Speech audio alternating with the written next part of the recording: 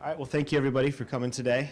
I'm super excited to be up here and presenting with my good friend Nick on whether or not enterprises can run Habitat. Dude, no.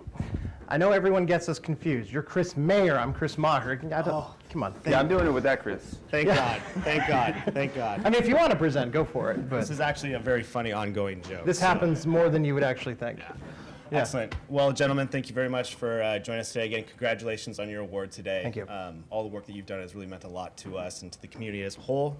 So everyone, give a warm welcome to Chris Maher and Nick Kirschbaum. Thank you. All right, yeah, again, thank you and welcome. We're going to start by dividing the room into two, and then we're going to break into song. So I'll lead this section if you guys want to follow Nick. No, not quite. But That'd be bad. just want to let you know, if you've seen the keynote from our former CIO, just know that we're probably not as eloquent, but we're going to still have some fun. This is my fourth Chef Conf, which is actually pretty exciting too.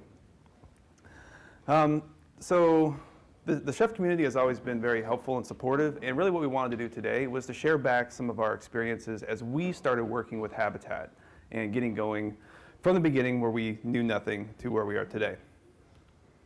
But before I do that, I want to quickly mention my team because I am really proud of these guys. They've done some amazing things. They got recognized today for their hard work. So with me and Chris is also Louis, Ray, Sylvan, Garen, Robbie, Edward, and Mark.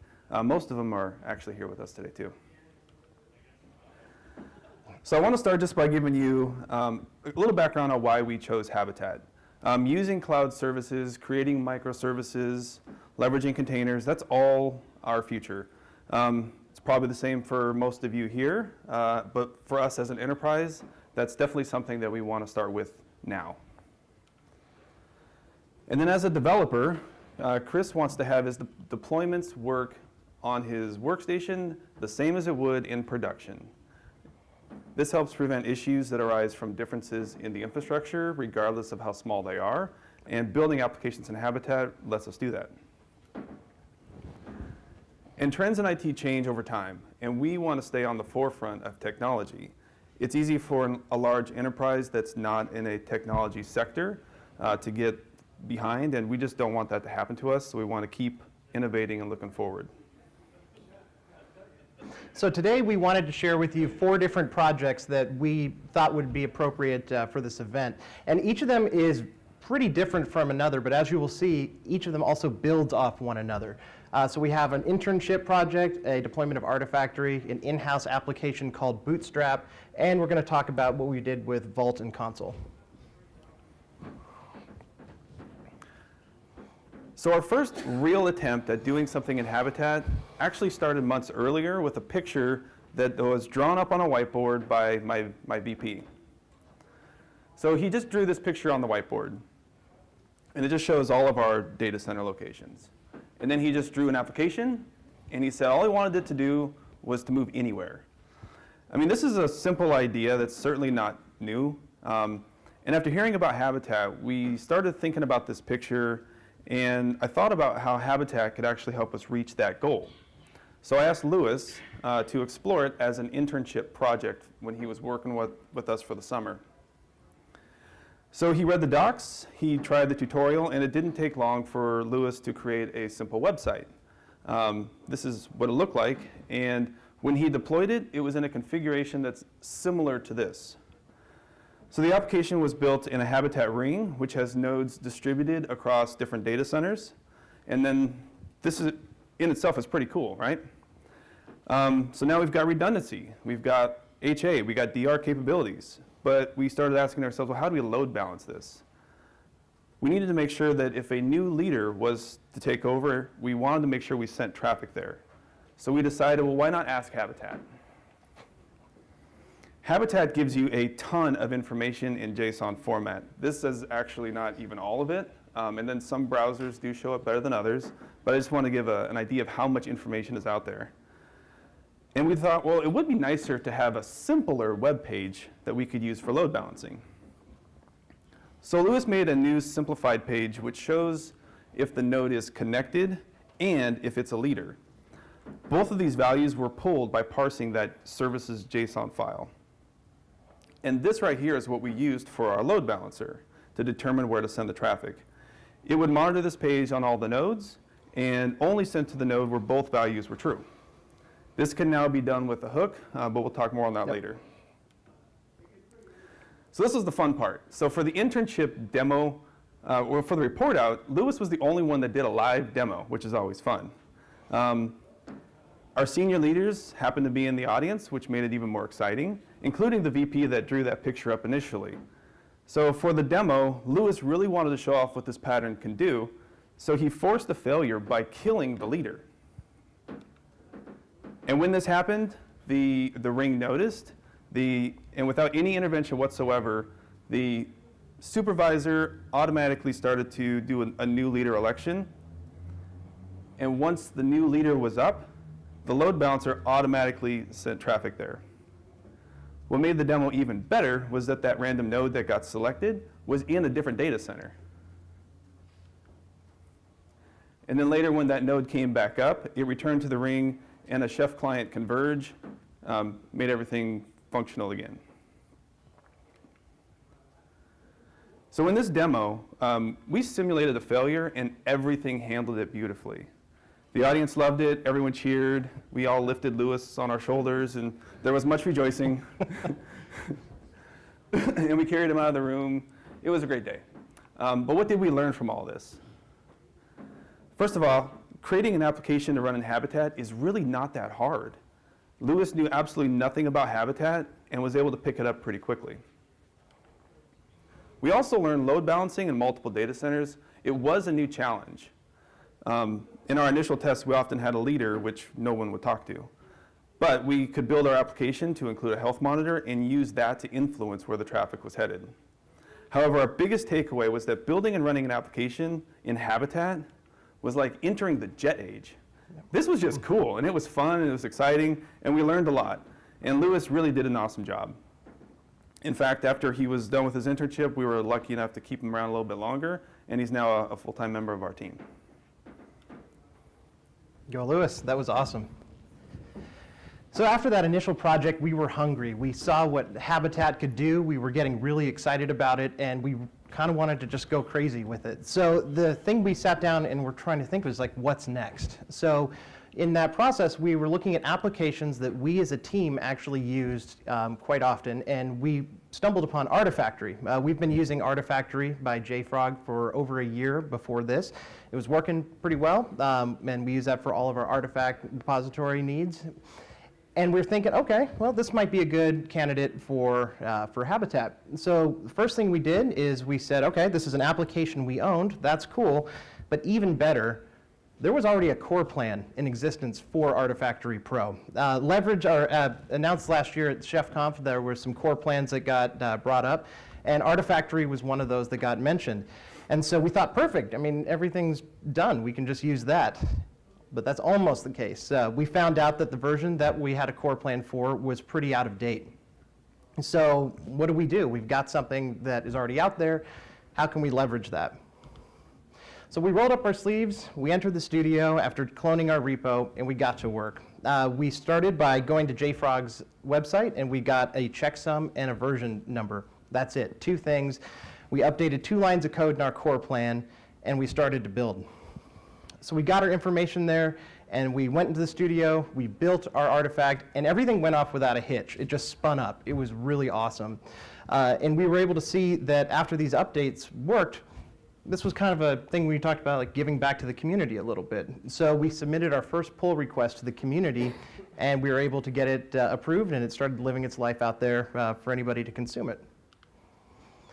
So now that we had Artifactory, it worked, it was pretty cool, but it didn't quite meet our needs as it was. Artifactory, if you just run it out of the box, uses an internal Derby database, and it stores its own binaries or that are used in there in its own container. We learned in a hard way in a demo that we blew up a Docker container very quickly by putting way too much stuff into it after just a few days, and that wasn't good. So what we did is we leveraged some MS SQL in Azure for our database needs. So we took the database out of the container and shipped it out into Azure. And then, using an NFS share that was created for us by our compute platforms team, we were able to get all of our storage needs met outside of the container. And what was really cool about this is we were able to use Artifactory only for I/O. So it's only being accessed, or Artifactory is only going to handle files going in and out. It itself doesn't actually store any data or doesn't actually keep a database inside its own container.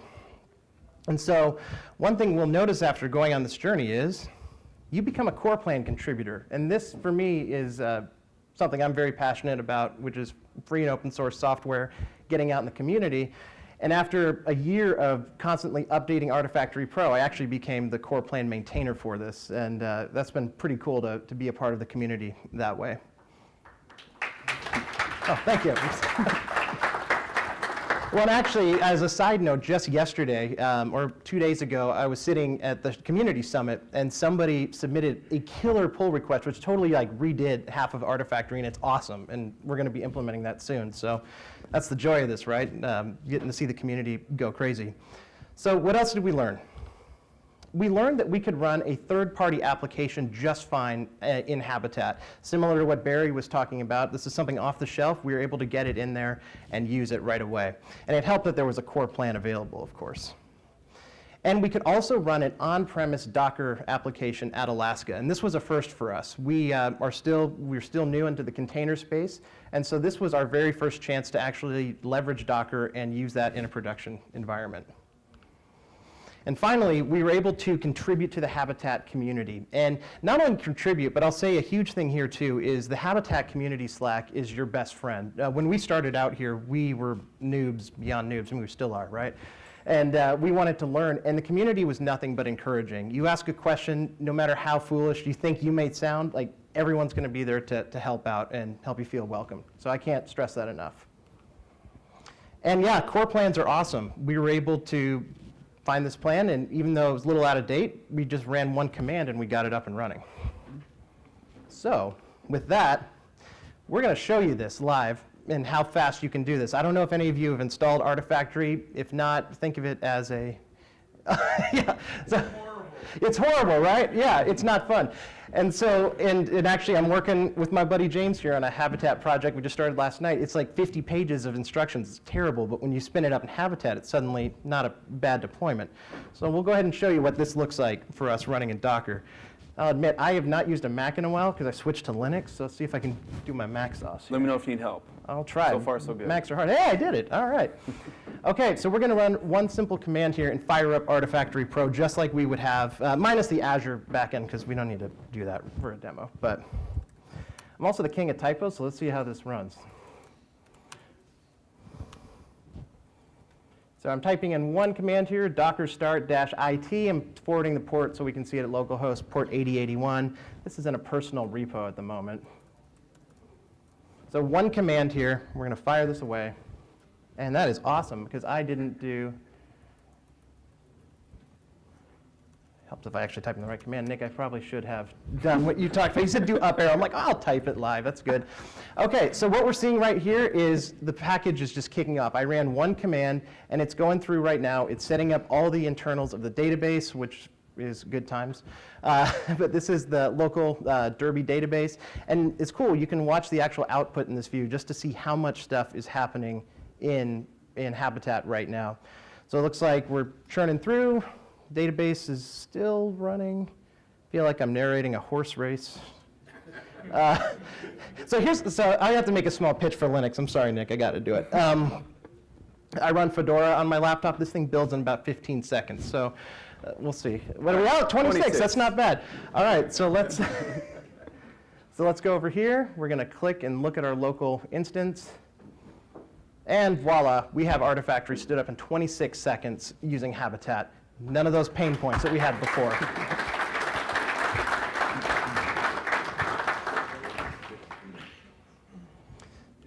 So for us, this really was like our beloved 737-900 ER. I mean, this thing's a workhorse. We use Artifactory all the time. We have other teams that join into this production instance. They love it. We use it all the time. And what's been really cool about this is we've been running this steadily for over a year. It's been churning around. And when we switched from our physical, well, not physical, it was VM running, Artifactory to Habitat, no one noticed that we made that transition. So from an end user standpoint, they just knew Artifactory worked. They didn't have to experience a downtime or anything crazy. So yeah, that's what this was like for us, and we were pretty stoked about it. It just works. Back to you, 26 Nick. seconds isn't bad, though. Okay, I'll have to give the Mac a little bit of credit there. It's good. So let's move on to an app that we created, which we called Bootstrap. So a while back, during one of our team meetings, we came up with an idea for a tool that we wanted to build for ourselves. We thought it'd be useful to have a self-service bootstrapping utility to remove the need to give individual Chef server accounts to people just for bootstrapping. And since we had a new application that we wanted to build, we thought, well, why not do it in Habitat? So this is what we built. It's a very simple tool. We use it by just populating the information that's requested. You click the button that says Start Bootstrap. And when it's done, you either get a success message or the console output of the error that occurred. So this is a very simple Ruby app. It uses the lightweight web frameworks Sinatra. And we also chose to do it in Ruby because Habitat scaffolding exists. So let's mention a little bit more on Habitat scaffolding. If we go back to the previous project, this is our Artifactory Pro plan.sh, and this does not include any Habitat scaffolding.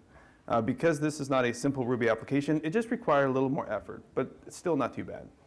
But now let's look at a plan for Bootstrap, which does have Habitat scaffolding. So that's it. I mean, line 4, that's where we included the scaffolding for Ruby, and it solves a lot of the work for us. It grabs the dependencies found in the gem file via bundler, handles all the hooks for the application, and greatly simplifies the packaging. It takes advantage of a lot of hard work that other smart people have done for us.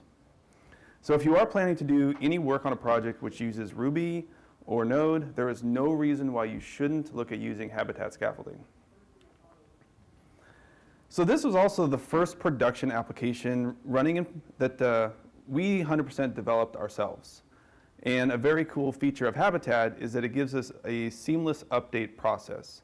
This project uses rolling updates, which allows this service to be up and available the entire time when it's being upgraded.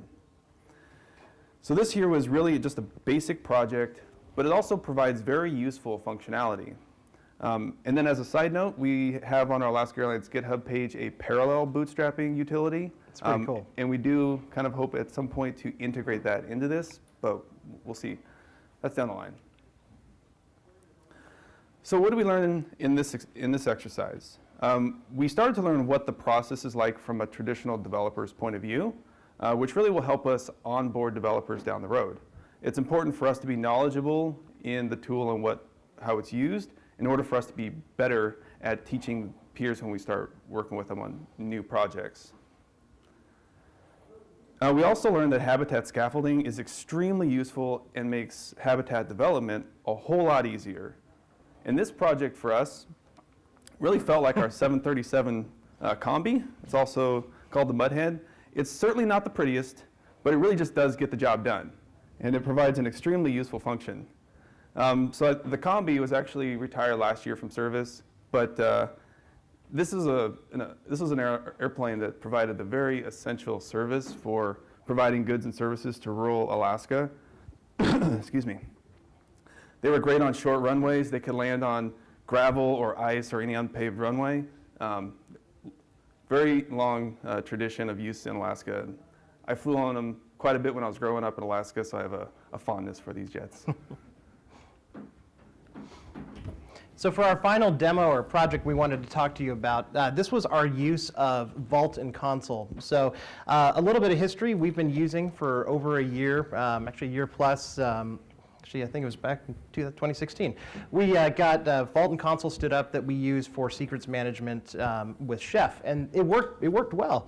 And we were trying to think, what's another way we can utilize Habitat? We've got these other applications going, what's another use? And so we said, hey, it's another third-party app. Let's give this one a shot and see what we can do. There was a little bit of an interesting take on this one, though. So our original Consul and Vault design followed a standard that is pretty well known. We had multiple Ubuntu servers, so we'll just say 5 for this instance. Each of them were running Consul and then as the backend, and then using Vault. And this is pretty typical. You'd see this architecture around almost anywhere for running VMs with Chef. But there was a big issue here, and that was the actual host OS. And what we found is that with using Consul and Vault in this way, our Vault was sealing. We have automatic processes like we had our pipelines, we had people who were just kind of had applications that would query Vault. Those would stop working, and we'd find out that our Vault was sealing. I'd get a lot of messages from the team like, the Vault sealed again, you know, what's going on here?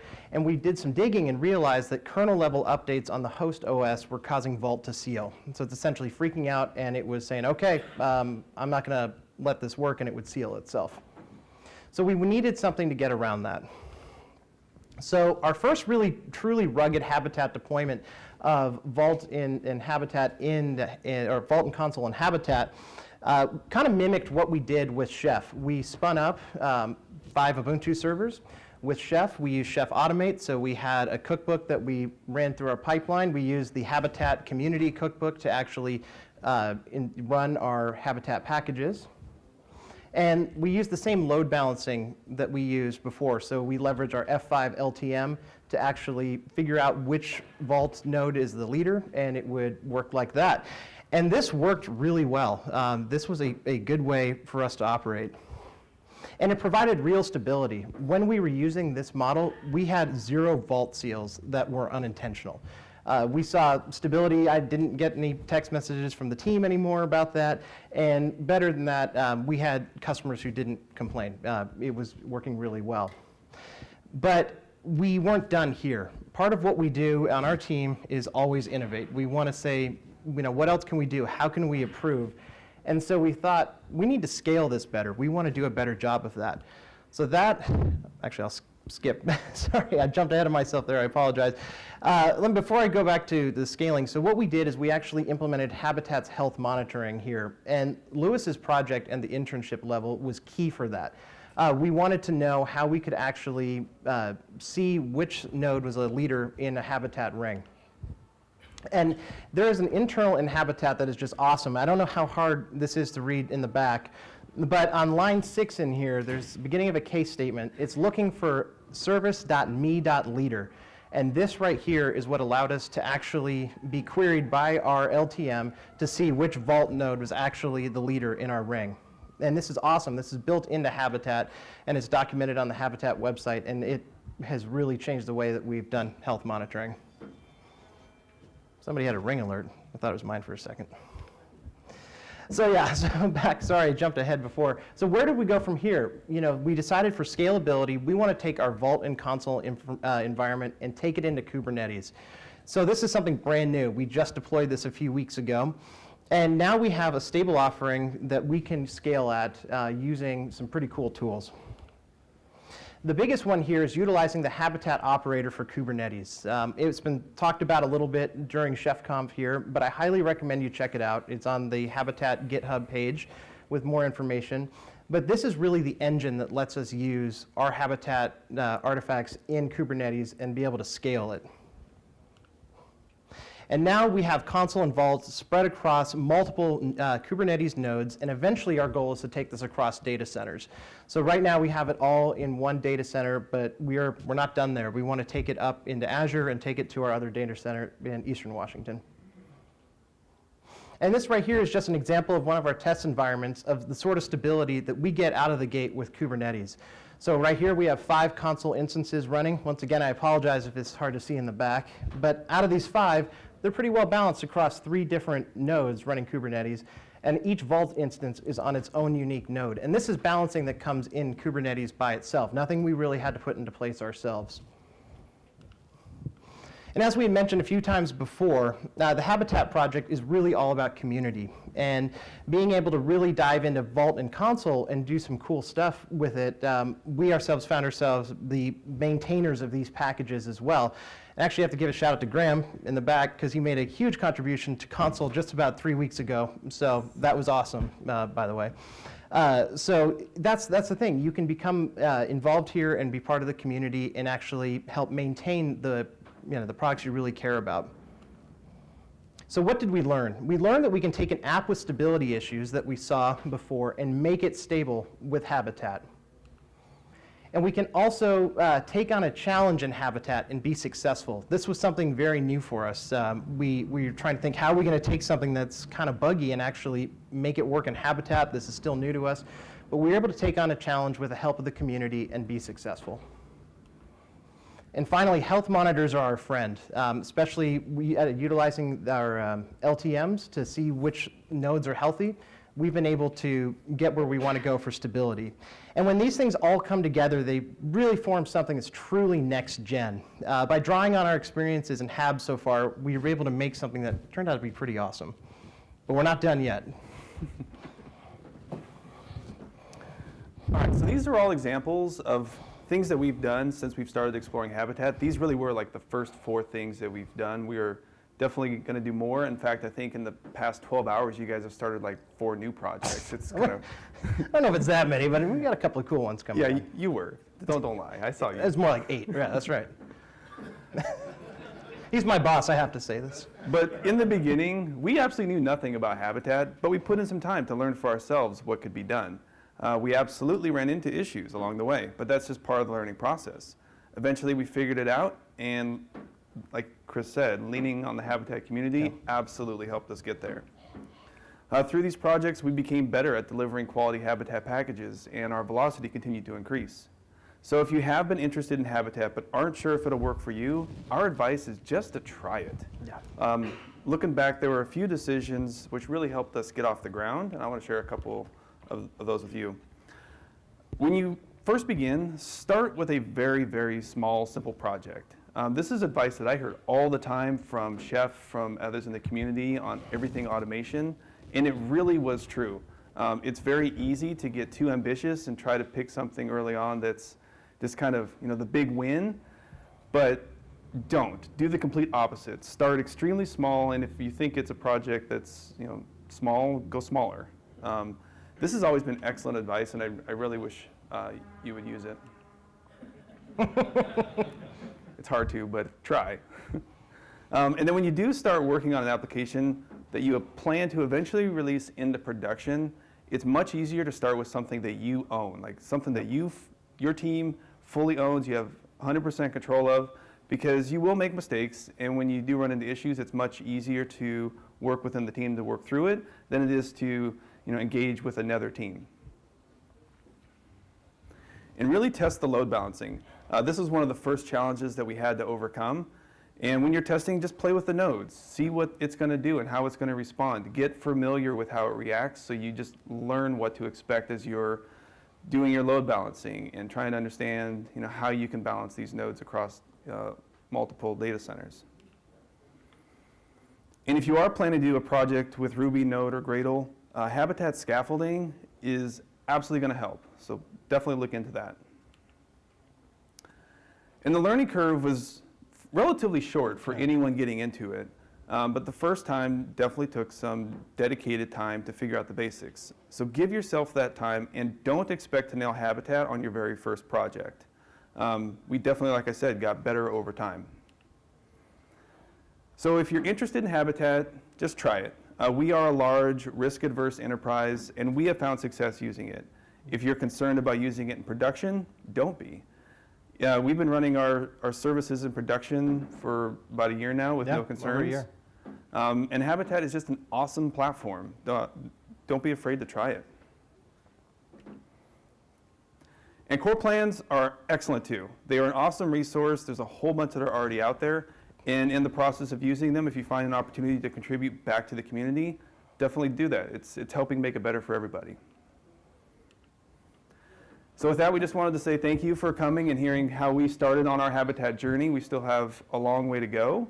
And if you have any questions, I think we still have a few minutes for some Q&A. If you'd rather buy us a drink later, that's fine too. That works too. But yeah, thank you again. And if you have questions, happy to hear them. Thank you. I've talked to a lot of people about Habitat here, and there seems to be confusion about exactly what it does and especially how its value proposition differs from Docker and Kubernetes that also talk about application portability across data centers. So how did you articulate to other people within the company what the value was of Habitat over those other platforms. So to be fair, that's still a message we're still crafting for ourselves. We've been working with it, we've been understanding it as a team. We're now, since we've gotten experience, seeing the real value that it can provide. And we want to have some demonstrations, we want to have something to show when we take the message back to our community and try to get more interest in what Habitat can do for other teams and their problems. So what does Habitat give you in Kubernetes, for example, and vice versa? What value do they bring to each other? So I can say for us with that is just the ease that we can deploy our applications. So with what we have in Kubernetes, with Habitat, it's very easy. Say we want to get an update to Consul. I look out in the community, there's a stable branch of Consul, we want to go to it, we test it.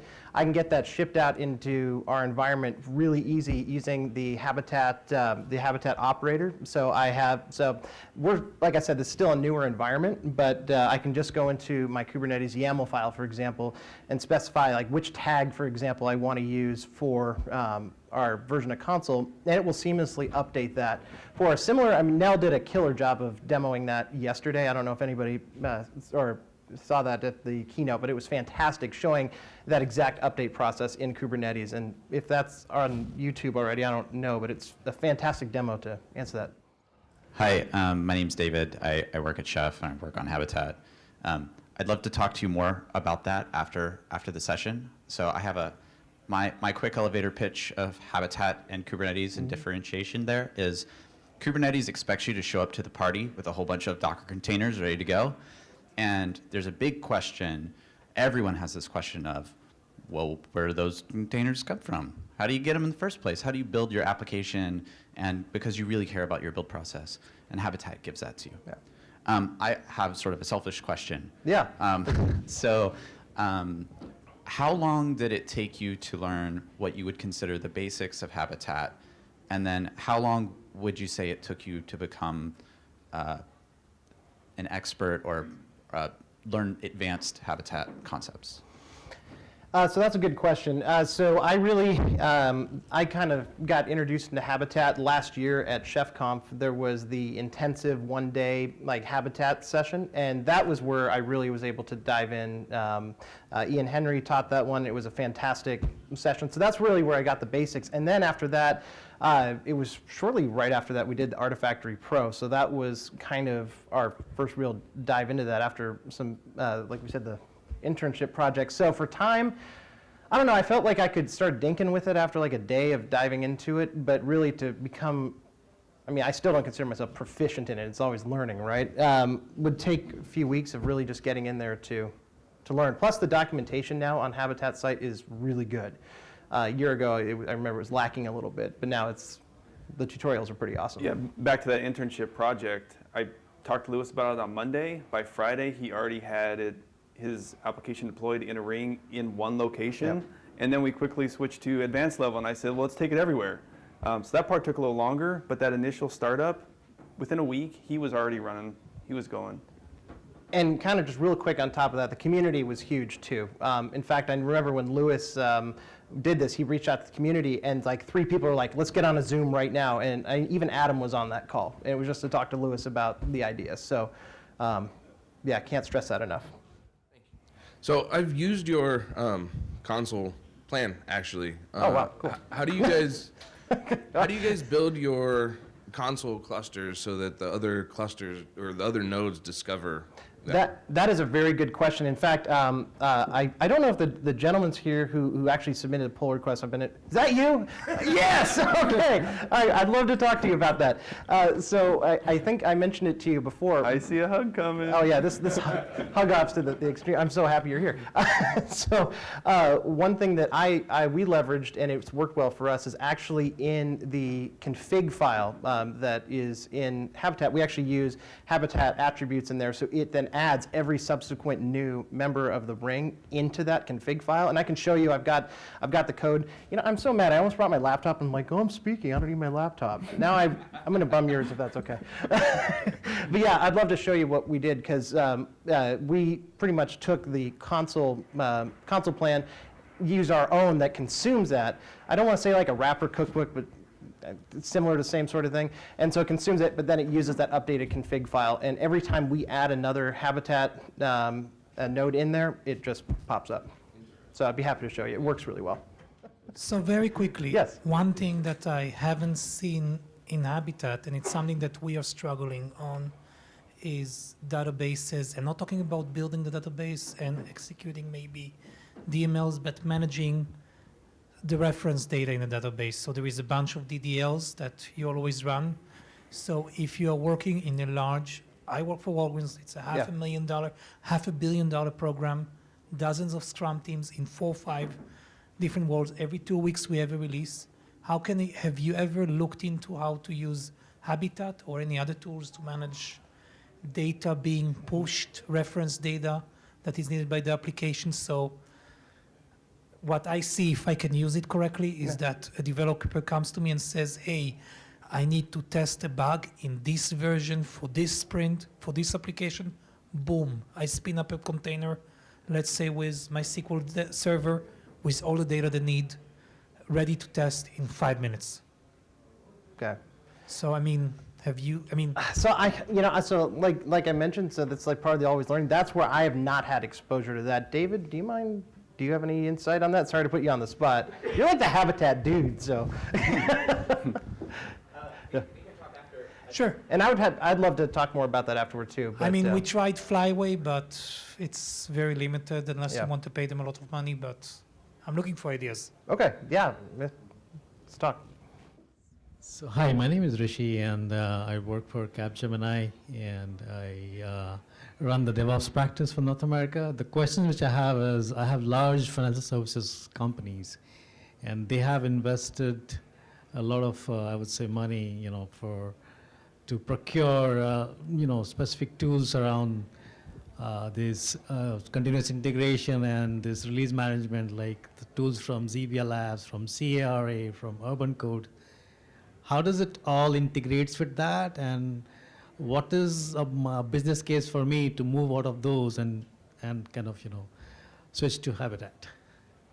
Well, the nice thing about Habitat is that you can just pull down the bits right now and get started with it. See if it actually fits the need that you have, and then from that point you can make an educated decision on which way you want to go. But it's open. It's a project you can use and leverage and just experiment. And do change? Go do change? Yeah. And I know for me, one big selling point to it that I personally like is the fact that I can build an artifact and run it on my laptop, and I know even though it's slower, it'll run on Nick's laptop, and then and then. But then I can take that and I know it's going to run in Kubernetes. I know it's going to run just plain Docker if I deployed it that way. Or even in native Hab. We originally, I forgot to mention that in our original Habitat instance ran native Hab. It wasn't running in Docker. So that's what I personally get out of it, is that when it is packaged like that, I know it's just going to work and it doesn't matter where it lives. So I don't know if that answers your question. But I'm from New Zealand, all the way down cool. south. Wow. And when we talk about Kubernetes, there is the so-called concept of Helm charts. That has its own repo with an open source community working on a lot of these tools. Like I was sitting here and looking up Vault is there as a Helm chart as well. Do you run the risk of going against the community? Not against is not, it's a very strong word, but then it's about you are working on a Habitat package which may not be having the same functionality as the other Helm charts which is going on. So no, that's a great question. In fact, we actually had some developers come out to us. We engaged with them a few weeks ago who are interested in using Helm charts. So funny enough, you mentioned that. So we are not using that in our team. So we're still pretty new to the Kubernetes game on my team. And so we're eventually going to go that route, looking with other engagements on other teams that may not be using Habitat. But as far as like the two fighting, I mean, I wouldn't say. I wouldn't say they're fighting either. Yeah. No, we want to use them to their strengths and use them together, and finding the patterns that just really work the best. Cool. Awesome. Well, thanks everyone for your questions. thank you very That's much. Unfortunately, all the time we have. But can we get a quick round of applause for Nick and Chris? Thank you. Good job, Brian.